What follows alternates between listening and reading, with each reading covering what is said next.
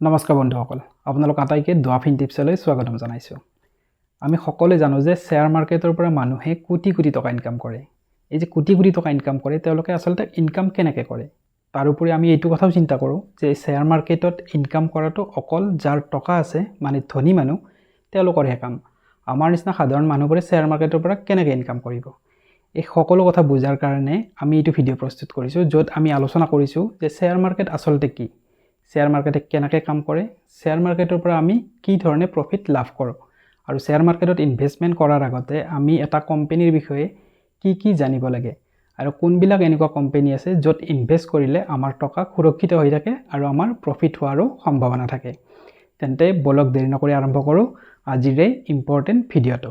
তাৰ আগতে আপোনালোকলৈ এটা বিশেষ অনুৰোধ, আপোনালোকে স্কিপ নকৰাকৈ ভিডিঅ'টো শেষলৈকে চাব। যদি ভিডিঅ'টো আপোনালোকৰ ভাল লাগে তেনেহ'লে ভিডিঅ'টো লাইক, শ্বেয়াৰ আৰু কমেণ্ট কৰিব, আৰু অনুগ্ৰহ কৰি আপোনাৰ ফিনান্সিয়েল নলেজ বৃদ্ধি কৰাৰ কাৰণে আমাৰ এই চেনেলটো ছাবস্ক্ৰাইব কৰি ৰাখিব। প্ৰথমে বুজোৱা হওক যে শ্বেয়াৰ মাৰ্কেট আচলতে কি।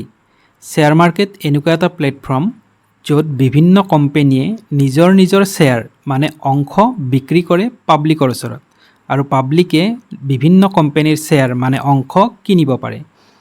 যেতিয়া আপুনি কোনো এটা কোম্পানীৰ শ্বেয়াৰ বা অংশ কিনে, তাৰ অৰ্থটো এইটো যে আপুনি সেইটো কোম্পানীৰ সিমানখিনি অংশৰ মালিকানা অধিকাৰ লাভ কৰে।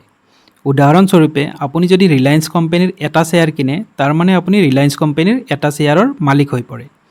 শ্বেয়াৰ মাৰ্কেট দুটা ডাঙৰ এক্সচেঞ্জে চলায়। এটা হৈছে BSE মানে বম্বে ষ্টক এক্সচেঞ্জ, আৰু এটা হৈছে NSE মানে national stock exchange. Share market সাধাৰণতে দুটা ভাগত বিভক্ত। এটা হৈছে প্ৰাইমাৰী মাৰ্কেট আৰু আনটো হৈছে ছেকেণ্ডেৰী মাৰ্কেট। প্ৰাইমাৰী মাৰ্কেটত যেতিয়া কোনো কোম্পানীক টকাৰ প্ৰয়োজন হয় নিজৰ বিজনেছ বৃদ্ধি কৰাৰ বাবে, তেতিয়া তেওঁলোকে IPOৰ জৰিয়তে পাব্লিকৰ পৰা টকা সংগ্ৰহ কৰে। IPO মানে হৈছে ইনিচিয়েল পাব্লিক অফাৰিং, আৰু সাধাৰণ ৰাইজে IPO কিনি পেলাই সেই কোম্পানীত টকা ইনভেষ্ট কৰে, আৰু তেতিয়া সেই কোম্পানীয়ে নিজৰ বিজনেছ বঢ়াব পাৰে। আৰু দ্বিতীয়টো হৈছে ছেকেণ্ডেৰী মাৰ্কেট। আৰু ছেকেণ্ডেৰী মাৰ্কেটত মানুহে ইজনে আনজনৰ পৰা শ্বেয়াৰ কিনা বেচা কৰিব পাৰে। মানে যিকোনো পুৰণি শ্বেয়াৰ হোল্ডাৰৰ শ্বেয়াৰ আপুনি ছেকেণ্ডেৰী মাৰ্কেটত কিনিব পাৰে। এইদৰে শ্বেয়াৰ মাৰ্কেটত হাজাৰ হাজাৰ কোম্পানীৰ শ্বেয়াৰ প্ৰতিদিনে কিনা বেচা হয়। এতিয়া মনত প্ৰশ্ন উত্থাপিত হয় যে শ্বেয়াৰ মাৰ্কেটৰ পৰা আমি টকা কেনেকৈ ইনকাম কৰিম? শ্বেয়াৰ মাৰ্কেটৰ পৰা টকা ইনকাম কৰাৰ মূলতঃ তিনিটা পদ্ধতি আছে। প্ৰথমটো হৈছে কেপিটেল গেইন, মানে শ্বেয়াৰ বেচি তাৰ পৰা প্ৰফিট লাভ কৰা। মানে আপুনি কম দামত শ্বেয়াৰ কিনিলে, আৰু যেতিয়া আপোনাৰ শ্বেয়াৰৰ দাম বাঢ়িলে তেতিয়া আপুনি তাক বিক্ৰী কৰি তাৰ পৰা আপুনি প্ৰফিট লাভ কৰা। উদাহৰণস্বৰূপে, যদি আপুনি 100 টকাৰ এটা শ্বেয়াৰ কিনিলে, যেতিয়া আপোনাৰ শ্বেয়াৰৰ দাম 150 টকা হ'ল, তাক আপুনি বিক্ৰী কৰি দিলে আৰু আপুনি সেই শ্বেয়াৰৰ পৰা 50 টকাৰ প্ৰফিট লাভ কৰিলে। দ্বিতীয়টো হৈছে ডিভিডেণ্ড, মানে কোম্পানীৰ প্ৰফিটৰ অংশ লাভ কৰা।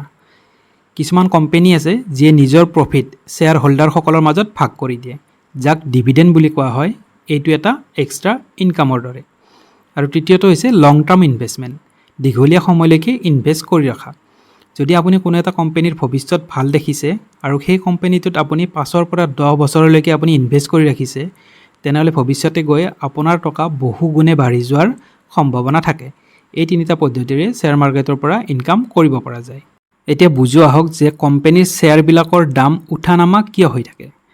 কোম্পানীৰ শ্বেয়াৰ সম্পূৰ্ণৰূপে নিৰ্ভৰ কৰে ডিমাণ্ড আৰু ছাপ্লাইৰ ওপৰত।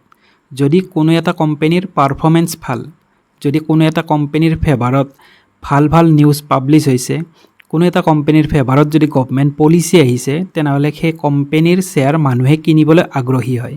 যেতিয়া মানুহে বেছিকৈ সেই কোম্পানীৰ শ্বেয়াৰ কিনে, তেতিয়া সেইটো কোম্পানীৰ শ্বেয়াৰৰ দাম বাঢ়ি গৈ থাকে।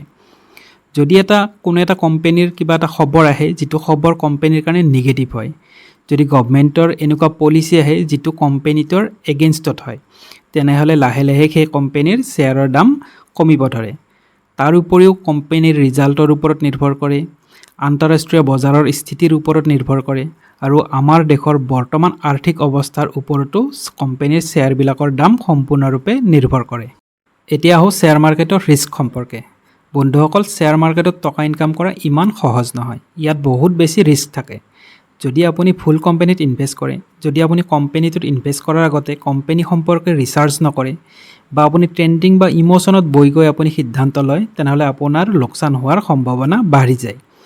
ইয়াৰ পৰা বচাৰ কাৰণে কেইটামান জৰুৰী টিপছ আছে। সেইকেইটা হৈছে যে প্ৰথম আপুনি ইনভেষ্ট কৰাৰ আগতে কোম্পানীটো সম্পৰ্কে ৰিচাৰ্চ কৰিব। ৰিচাৰ্চ কৰাৰ বিভিন্ন মাধ্যম আছে। আপুনি গুগলৰ জৰিয়তে কৰিব পাৰে, নিউজ পেপাৰ আপুনি চাব পাৰে, টিভিৰ নিউজৰ ওপৰত আপুনি ভিত্তি কৰি ৰিচাৰ্চ কৰিব পাৰে। তাৰপিছতে আপুনি ইনভেষ্টমেণ্টৰ সিদ্ধান্ত ল'ব। যিকোনো মানুহৰ কথা শুনি কোনো এটা কোম্পানীত আপুনি ইনভেষ্ট নকৰিব। কোনোবাই যদি কোনোবা কোম্পানীৰ সম্পৰ্কে আপোনাক নিউজ দিয়ে, সেইটো আপুনি ক্ৰছ চেক কৰি ল'ব। আপুনি আপোনাৰ লোভ আৰু ভয়ক আপুনি কণ্ট্ৰল কৰিব শিকিব লাগিব।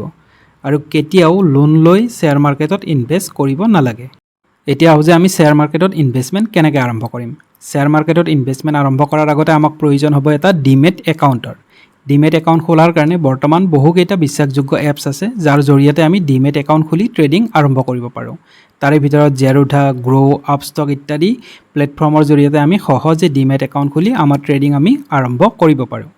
তাৰ উপৰিও আমি ভাল কোম্পানী মানে বিশ্বাসযোগ্য কোম্পানী আমি বাছি উলিয়াব লাগিব। বিশ্বাসযোগ্য কোম্পানীৰ ভিতৰত ব্লু চিপ কোম্পানীবিলাক যাৰ ইতিহাস, যাৰ ট্ৰেক ৰেকৰ্ড ভাল, যেনে TCS, ইনফ'চিছ, HDFC, এইবিলাকত যদি আমি ইনভেষ্টমেণ্ট কৰোঁ তেনেহ'লে আমাৰ ৰিস্কটো কমি থাকে। তাৰপিছত আপুনি যেতিয়া ইনভেষ্ট কৰিব, এই ইনভেষ্টমেণ্টটো লং টাৰ্মৰ কাৰণে কৰিব লাগে। যেতিয়া আমি শ্বেয়াৰ কিনিম তেতিয়া আমি ট্ৰেণ্ডিং নহয়, ইনভেষ্টমেণ্টৰ কথা মনত ৰাখিহে শ্বেয়াৰ কিনিব লাগে। এইটো কথা মনত ৰাখিব লাগিব যে ৰাতিটোৰ ভিতৰতে আমাৰ প্ৰফিট নহয়। প্ৰফিট পাবলগীয়া হ'লে আমি ধৈৰ্য ধৰিবই লাগিব। তো বন্ধুসকল, আশা কৰোঁ যে আজিৰ এই ভিডিঅ'টোৰ জৰিয়তে আপোনালোকে শ্বেয়াৰ মাৰ্কেট সম্পৰ্কে সকলোখিনি কথা বুজিবলৈ সক্ষম হৈছে। যদি আপোনালোকৰ ভিডিঅ'টো ভাল লাগিছে তেনেহ'লে ভিডিঅ'টোত লাইক, শ্বেয়াৰ আৰু কমেণ্ট কৰিবলৈ নাপাহৰিব আৰু অনুগ্ৰহ কৰি আমাৰ চেনেলটো ছাবস্ক্ৰাইব কৰিবলৈ নাপাহৰিব। তো লগ পাম পৰৱৰ্তী ভিডিঅ'ত, তেতিয়ালৈকে আপোনালোক আটাইকে বিদায়।